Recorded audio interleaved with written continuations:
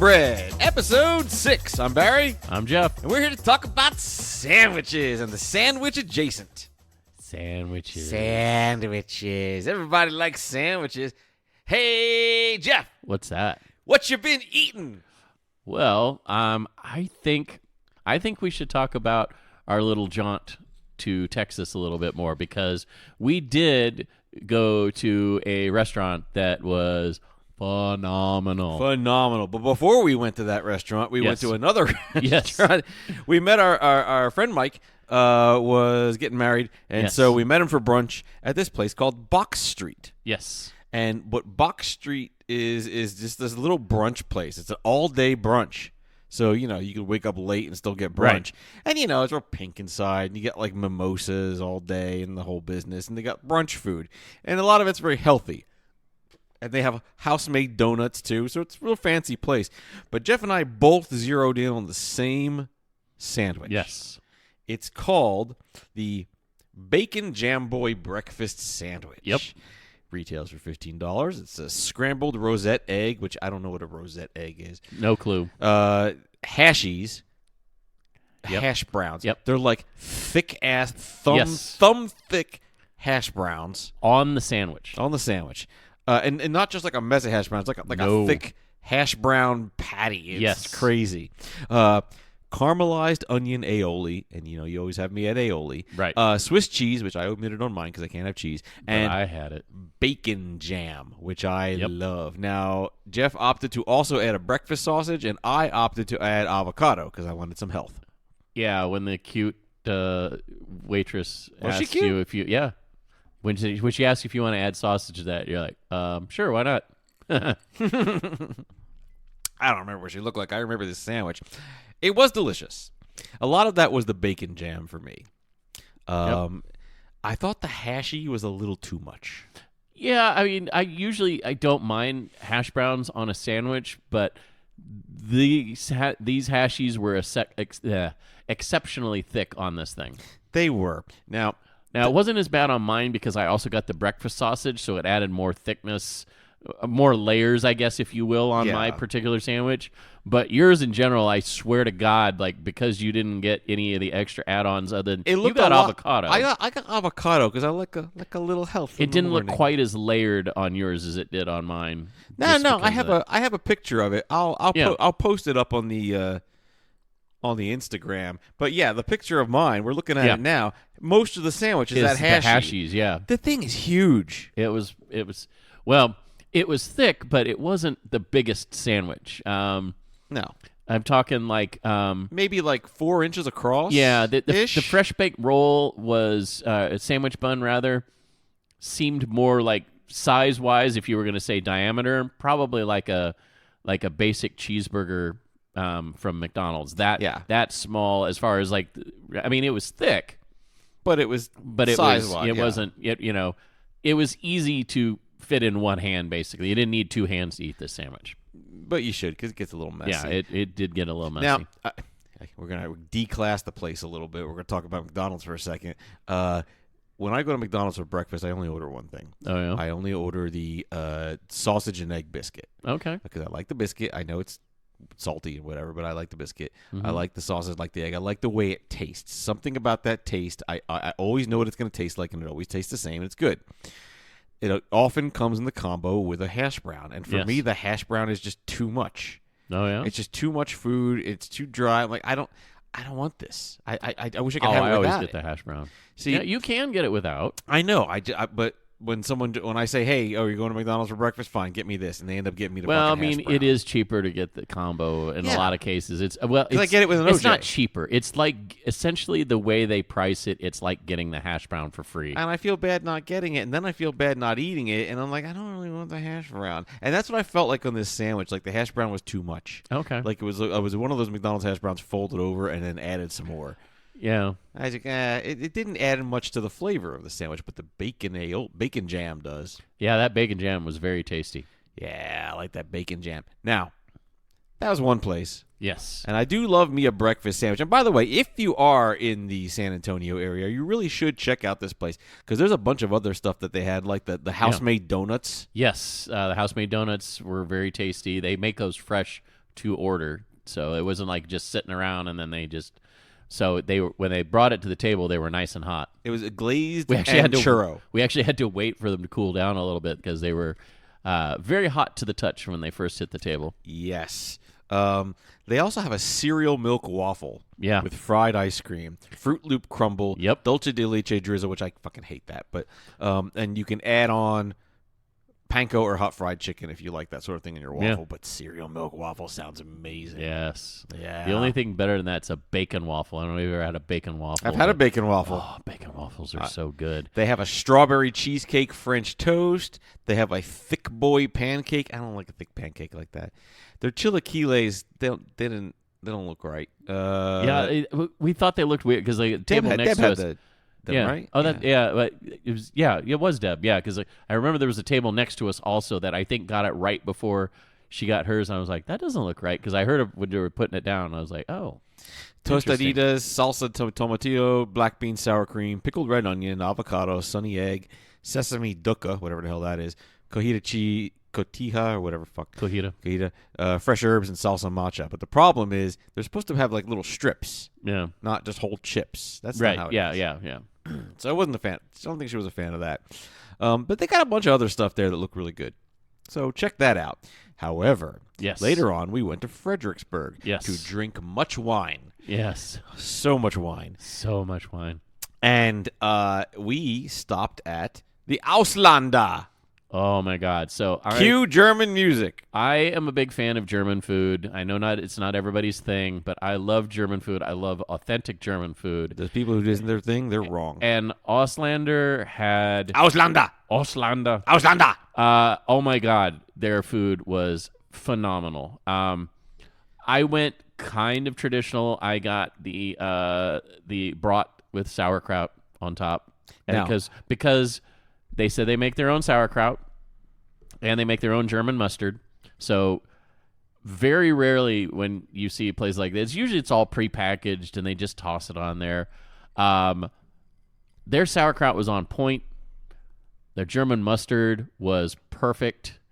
And I got mine with the German potato salad, which is usually it's a hot potato salad.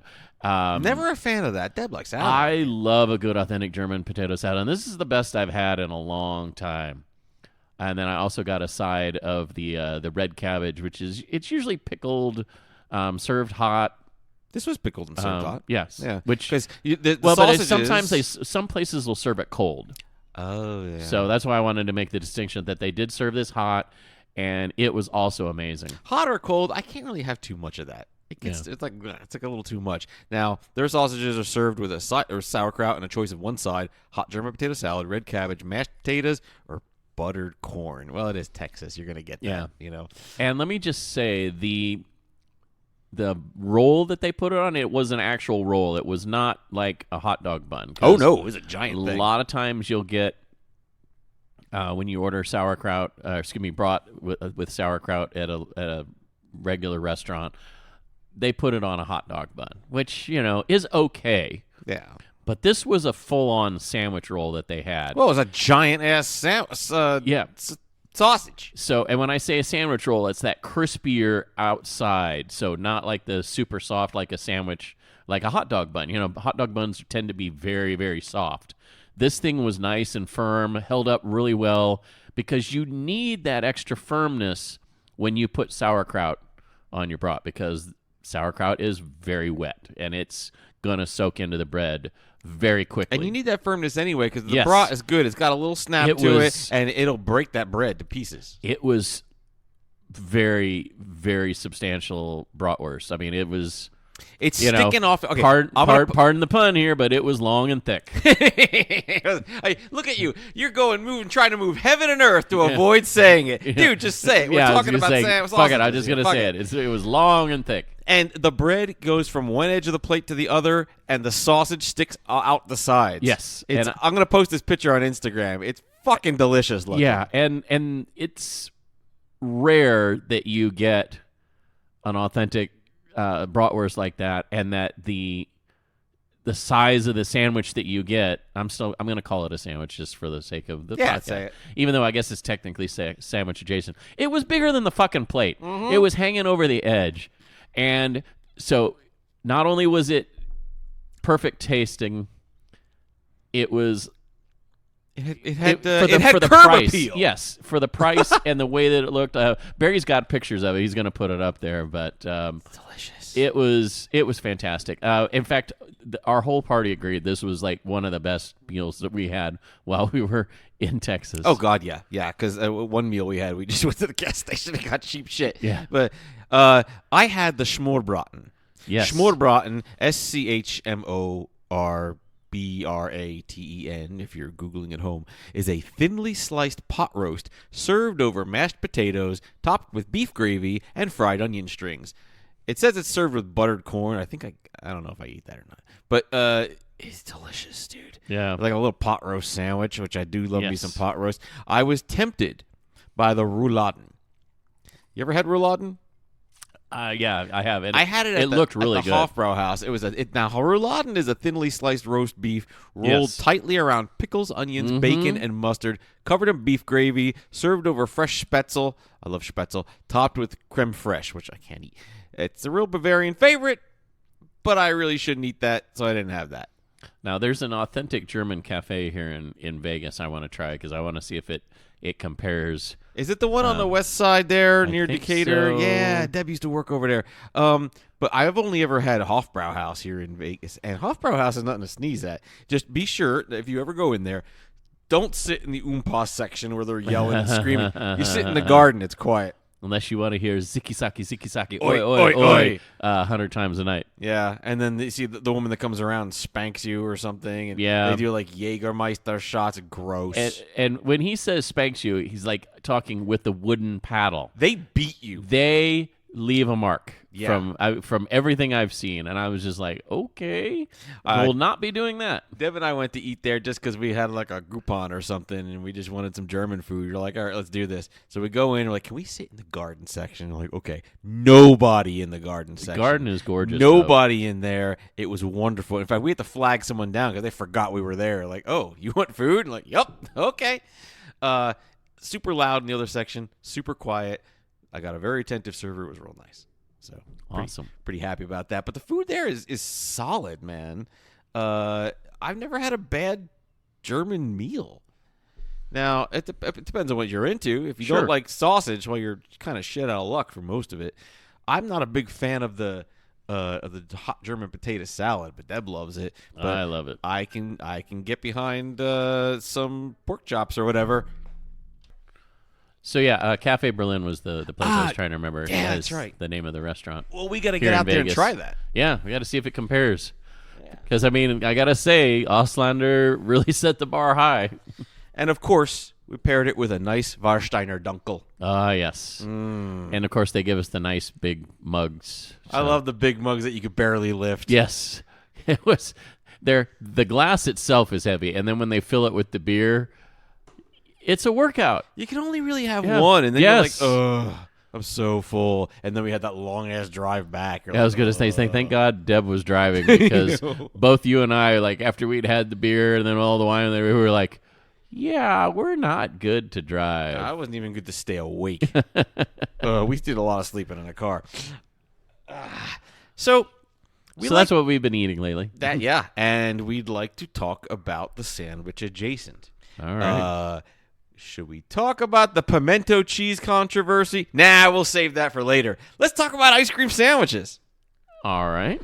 I love a good ice cream sandwich. Me too. I always had them as a kid, and that was the go-to in the ice cream truck when it came around. I didn't like the sweet, fruity flavor ice cream. I didn't like the ones that were shaped like clowns or some crazy shit. Okay. I just wanted just a regular ice cream sandwich. The old chocolate. I don't know if you want to call it a wafer, but It's not really a wafer. yeah, it's like a little chocolate chocolate bread or something. bread-ish thing with And the it always cheap vanilla ice cream in the middle. in wrapped in like a foil type of thing, and it would like stick to it, and then it would stick to your hands if you Yep. touched it. Yes, it did. And you had to be real careful. I would Oh, yeah. wrap the foil in a napkin and then hold it because sure as shit it would get all over my hands. Mm-hmm. It was delicious. And then the challenge was typically, especially if it was in the summertime, it wasn't the most solid frozen. So you're trying to eat it before it melts all over your hands because it starts melting the moment you unwrap it. Yeah, you're on a timer. Yep. It's like a time bomb. You just, okay, that's it. Can't talk to you. Got to eat this. Don't get it in my front teeth because it'll freeze my teeth and I'll get really hurt. And then you don't want it to hit your soft palate too much because then you get the ice cream headache. I hate the ice cream. So you're like trying to balance between the two. Yep. Yeah, it was a challenge to eat. It was like Absolutely. Captain Crunch. But it was a part of our childhood, and it was a part of the zeitgeist, and I love the damn things, and I wish I could have them now. I can just have the non-dairy kind. Not quite the same. No. But the more I stay away from dairy, the more I don't fucking care. So I can deal with it. I mean, they say that you can get used to torture too after a while. Yeah, so, you can get used to anything. You know. Get used to anything. But yeah, I've had some of that non-dairy ice cream. It varies depending on the brand. Some of them you couldn't tell the difference, and some of them you're like, this is clearly not ice cream. You know how sometimes you can get the great value flake kind, and sometimes you can't? Splurge on that. Splurge. Spend the money on the good stuff. Favorite ice cream sandwich besides that? Any like alternative? Because like the mint ones. Chocolate chip. I remember one of the amusement parks I went to as a kid. When I got the ice cream sandwich, they gave it to us, and when I opened it up, I was like, "Wait a minute, why is this green?" And I was like, "It's mint chocolate chip ice cream in the middle. What the hell?" And then I'm halfway through it, going, "Why the hell have I not had this before?" My favorite was always the chocolate chip cookie ice cream sandwich, where the chocolate chip cookie becomes the chocolate chip cookies in there. I was like, it was too much sugar for me. I don't know. That was my favorite, and then it reminds me of a Pizookie from BJ's. Oh, okay. You know, for if you don't know, you order Pizookie. It's this little single serve cast iron pan with a fresh cookie on it, and then they put ice cream and shit on top. Yeah. So let's say sandwich, but very similar. I remember my mom when I was a kid, when you're growing up poor, you'll take whatever treats you can get when you can get them. And, we couldn't always afford the ice cream truck when it came through. But my mom would take brownie mix and she'd typically make her brownies from scratch, but she'd make a tray of brownies, slice it in half.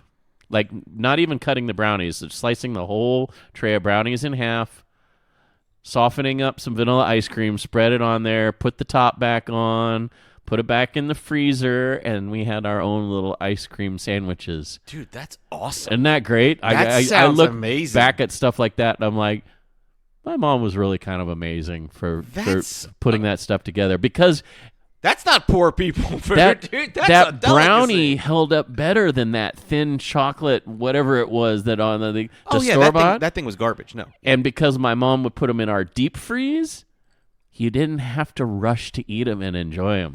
I always liked brownies that are cold. Some people like brownies when they're warm. No, I always like the brownies when you throw them in the fridge or freezer or whatever, and they're cold. Just like I like Thin Mints when they're frozen, the way they should be, the way the Lord Satan intended. Right. But that's awesome. And why aren't we doing that? I mean, if you're gonna succumb to the evil of the mint of the Thin Mint cookie, you might as well go all the way and have them frozen. Why aren't we doing the brownie ice cream sandwiches right now? I don't know. That's crazy. Another weird one. I don't remember where she got this one, but you remember the Nilla wafers? Yeah. She would put little ice cream in between them and then wrap them up in like cellophane or whatever and put them in the freezer. So we had little snacks every now and then. Dude. But just basically vanilla ice cream and Nilla wafer, and it was good. It was a stupid little thing, but one of the things I miss. You know what would be good with that? Little butterscotch syrup. Ooh, yeah. Yeah, a little something. Yeah. Not too much, just a little drizzle. Mm-hmm. Oh, shit. No, I like Nilla wafers. I used to dip them in milk, really in banana pudding. Okay. Rudy's sells that. A lot of Texas barbecue places sell the Nilla wafers and the banana pudding. It's freaking amazing. But ice cream, I think August 2nd is National Ice Cream Sandwich Day. Okay. Okay. Coming up soon. Yeah. And I think this year marks its 125th birthday. Wow. Many people date it at 1899, but it's hard to pinpoint exactly. Yeah, where. it's especially right in that area because ice cream was really just kind of spreading around. There's no fat guy in a laboratory saying, "Eureka! I've discovered ice cream sandwiches. Now I'll discover diabetes." No, it didn't happen. They were originally sold in the Bowery in New York by street vendors. That's according to author Jerry Quinzio, whose books include Dessert, A Tale of Happy Endings, and Of Sugar and Snow, A History of Ice Cream Making. So if there's an ice cream, expert out there that I'd love to meet. The peddlers sold something called hokey pokeys, which are small slabs of ice cream between two pieces of paper that made them easier to hold. Okay. And it was messy. It wasn't convenient. So Sure. some genius came up with using crackers or cookies, and then it just kind of went out from there. Oh, yeah, you can use just about anything. Waffles, you can use cookies. Shoot, they had talking about waffles, the Choco Taco back in the day. Hey, let me tell you about some Love waffle. Choco Taco. Choco Taco's good, but down at Jersey Shore, Uh-huh. they used to sell ice cream waffles where they had two hot waffles, not the round ones, but like the square cheap ones. Okay. Who cares? And then a slab of Neapolitan ice cream that was like pre-proportioned. Okay. The vanilla chocolate Yeah, strawberry. yeah. And I get the two hot waffles. They put the ice cream sandwich in. They wrap it in a little cellophane. They say, "Here you go, kid. Eat up." And I remember. Now you're talking more like a Belgian waffle, right? Not like the waffle like you make a waffle cone out of, right? That No, real thin. and not like a Stroopwaffle, not like a Okay, thin yeah. waffle. I'm talking fucking waffles like you put in a toaster. Yes, Belgian waffle style. Belgian style waffle. Yes. Yeah. Those are amazing. I love Now, those things. You thought you were on a fucking timer before. Oh, yeah. Dude, ice cream, hot waffle. You are on a timer. You can't mess about. You can't sit there and play around with your Nope. food and chit-chat. No, you sit there, you eat that waffle, you finish it until it's done, or you will be eating a puddle and it'll be all over your shirt. Yep. You are on a timer, and it is delicious. So it's like you got to eat it fast. So you take your bite, and it's hot, but then your teeth hit the cold. It's like, oh my god, what's going on in my mouth? And then you keep going, and you're done. And you'll put anything else on it. You don't use a fucking blueberry waffle. You don't use a chocolate chip waffle. You don't go crazy. You just have your waffle and your ice cream, and you shut up and you enjoy your life because you're living like a rich person. And that was the best treat ever, dude. Oh my god. I have since tried to replicate it. You need a slab of Neapolitan or whatever flavor you like ice cream, and you need the waffles to fit it. The waffles to fit it are easy. You can find square waffles anytime. Wherever you find your Eggos, find your cheap store brand waffles because they come in squares. Slabs of Neapolitan ice cream, I can't find them anywhere. I can't. I think you gotta get them from like You'd have to get the like restaurant like store. a square cookie cutter that just happens to be the right size, and then just push it through the ice cream, and then. But if you can push it through the ice cream, you're kind of melting. The ice cream is soft enough where you can do that. These things, they come in pre-proportioned slabs. Yeah, they're wrapped Slap in, it on like there. butcher paper. Yeah, and it's done because it's got to come out cold. Yep. I want to find some, and then I'll make them for other people because I can't eat them anymore.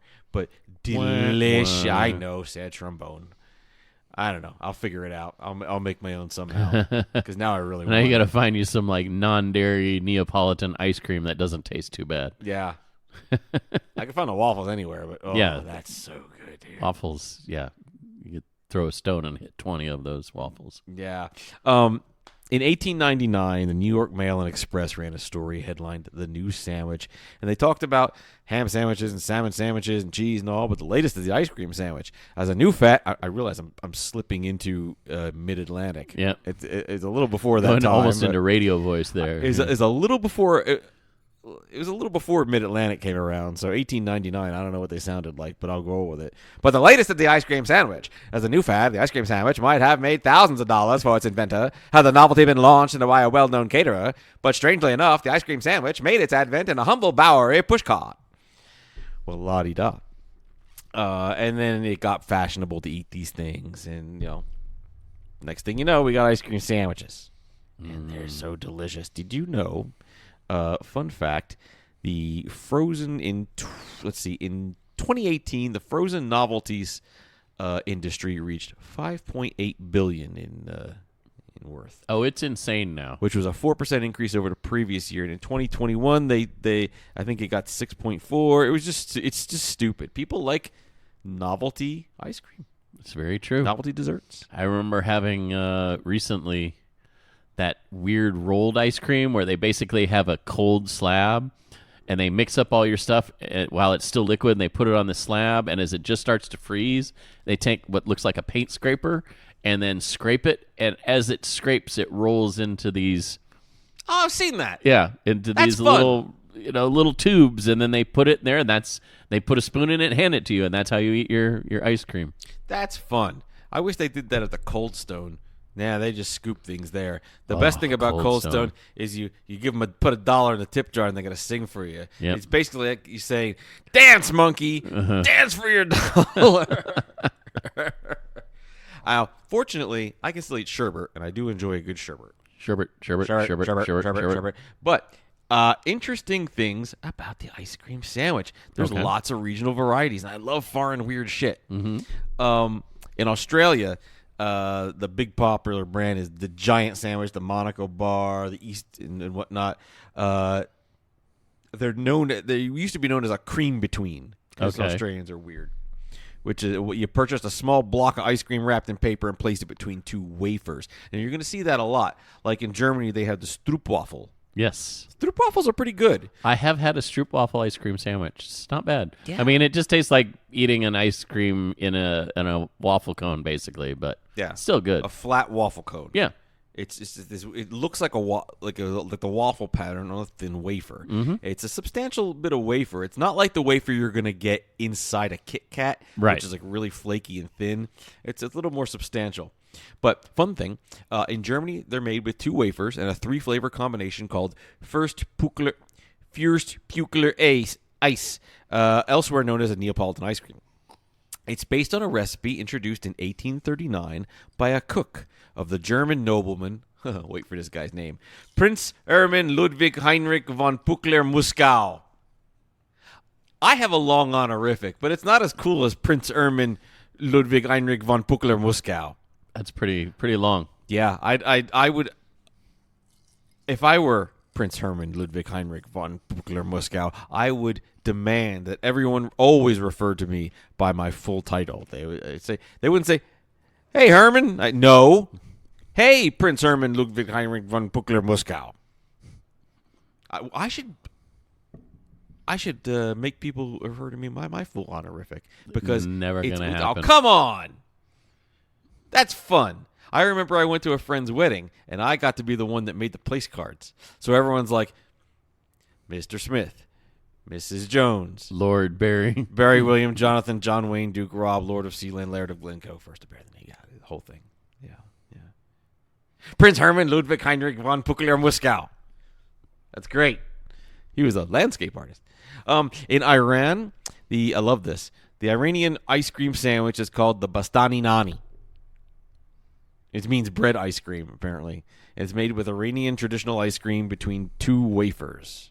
Okay. It's the wafers again. Now, Bastani Nani or Bastani Sonati Zafarani is a Iranian ice cream made from milk, yolk, sugar, rose water. Okay. Which sounds delicious. Saffron, vanilla, and pistachios, which I'm usually not a fan of. It's widely known as Persian ice cream. It contains flakes of frozen clotted cream.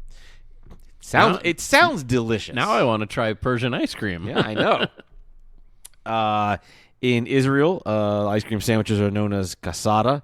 The name comes from the Italian cassata. Okay. It has little to do with the Italian cassata. As long as it doesn't have hummus on it. Oh, Jesus, no.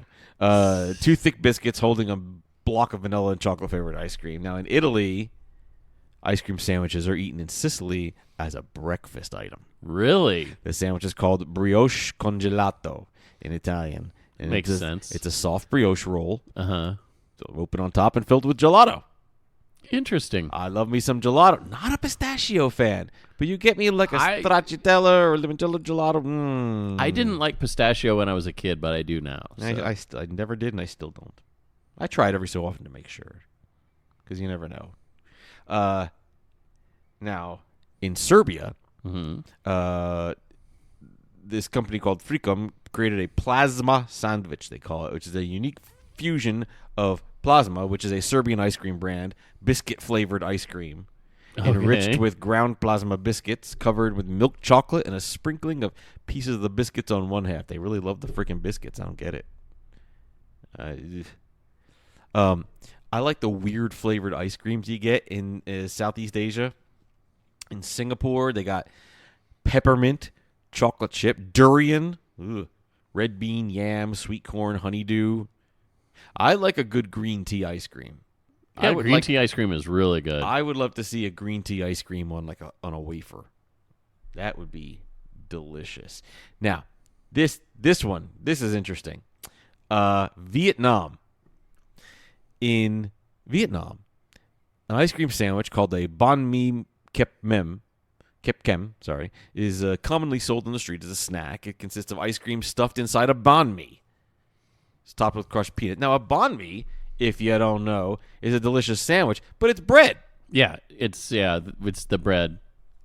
They split it lengthwise and fill it with savory stuff, and that's where you make your banh mi sandwich, which is typically like pickled carrots, pickled daikon, red chili, mayo, and like pork.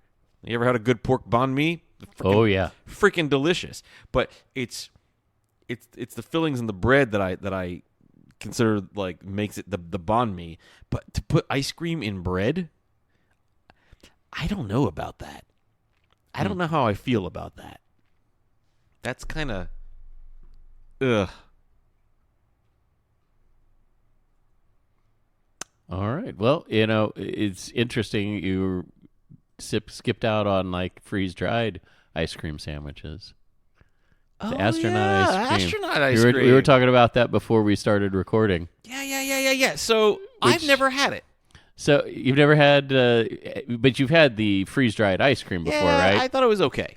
Yeah, that was originally developed by the Whirlpool Corporation under contract to NASA for the Apollo missions. Okay. Apparently, the freeze-dried ice cream, as we know it, was never flown on any of the moon missions. The only evidence they ever have for it ever flying was on Apollo 7, and of course, in more recent interviews with the only surviving member of Apollo 7, he said he did not remember it being served on the flight. Now, the Neapolitan version that we have probably grown up on when you go to a museum and buy it, that version never actually flew into space. But apparently what did was the freeze-dried ice cream sandwich, which is that freeze-dried that ice cream sandwich that we talked about earlier with the vanilla ice cream and the chocolate, I don't know to call them wafers other than anything else, on the top and the bottom.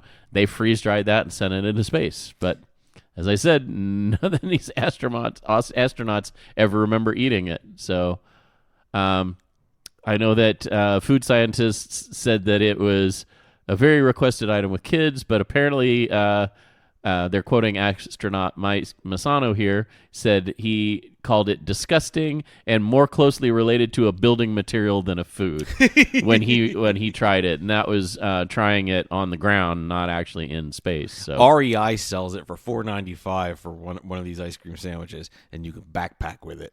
Yep, it doesn't melt, No, yeah, because it's completely free of water at that point. But we should get some and try it. Just funny that the astronaut ice cream sandwich was never on a space shuttle. I know I've had one at one point, but when the space station was built, they actually have a freezer up there, so they've actually sent real ice cream up to the space station. Why do they have a freezer? Because they can. Just, well, it's because you're trying to save on weight and everything else. So all you have to do is build like a freezer compartment, but make it not as insulated as everything else. Well, I mean, I don't know exactly how it works, but I know that they've had ice cream on the space station now, whereas I think the first time they had it wasn't until the space shuttle missions where they could package stuff like that. I was gonna say, just put it in a bag and keep it outside. keep it somewhat refrigerated because it's nothing. The temperature is like nothing outside. Yeah, well, I mean, in the old Apollo days, you had to keep everything as you had to keep the weight reduced as much as possible. So that's why they had a lot of dehydrated and paste. They did more like paste stuff. The rehydrating stuff, it was easier to do because the fuel cells produced the water as a byproduct, so they could, have hot water available to, make soup and stuff. But that they would basically suck the soup out of a bag, so through a straw. What if you could rehydrate a hamburger? You probably could, but it probably wouldn't taste very good. Most dehydrated and rehydrated foods lose a lot when in the dehydration process, so it's not as good. They need to do some research on that in case we ever want to go to Mars. Well, yeah, they've been working on it for 60 plus years, and they've made great strides.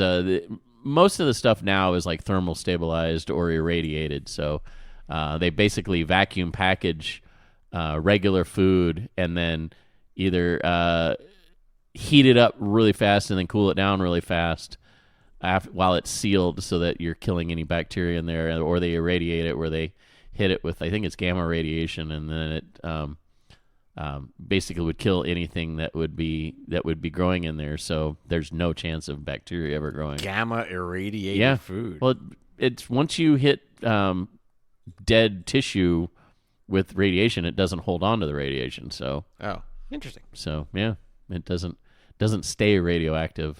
So do they have regular sandwiches at all? Probably. The biggest problem in space with sandwiches is that bread tends to crumble, and it floats around and get in instruments. In fact, the bread they typically have on most space missions is like a tortilla because it doesn't crumble. They have flirted with other bread in the past, but they had to put like a gelatin coating on it. Because apparently, I think in one of the early Apollo missions, they did like a peanut butter and jelly sandwich, but they had to coat it with gelatin on the outside so that it wouldn't crumble, and it didn't work too well. They need like an eating chamber where they can get messy, and then a vacuum just sucks up all the crumbs, and then they leave. They tried that with the Skylab missions right before the space shuttle. They tried a whole bunch of different food because they had more space, and so you would have a smaller space, and then they had an actual vacuum, so as they eat they could see the crumbs and stuff floating, and then they'd suck that up. And just go around like Pac-Man. Yep, there you go. That's what I would want to do. But yeah, fun like stuff. Popcorn all over the place. Fun stuff about how eating in space, especially if you want to have a sandwich, is hydration though, because you would need a hydrated like lettuce, which I can't imagine that would taste good. No, that probably would not work at all. And you can't rehydrate tomatoes; they're mainly water anyway. Hydrated cheese, ham, or turkey, no. Like I'll freeze dry my lunch meat sometimes. I'll freeze my lunch meat if I want to keep it longer, and then I'll pull it out when I'm ready to continue to eat like another pound of turkey. Or whatever. That's not the same. Nope. Ugh. Gross. Yeah. Which makes you wonder, like what people who live and work in space a lot are going to eat. Well, not to mention, because of the way that all the fluids in your body tend to float more up into your head, it's like being perpetually congested. So they have to add like a lot of seasoning to the food for the astronauts to taste it, because like one of the first things to go is your sense of taste. So they make the things that are the most popular, I should say, are the food that they make that's a little spicier or maybe has more pepper in it, more salt, because otherwise you can't taste anything in space. So spacers, belters, one would say, their food is spicy. Now I understand Belter Creole. Belter Lauda. Love The Expanse. That's all I got. Yeah? Yeah. What do you got? Write to us. Comments at inbreadpodcast.com.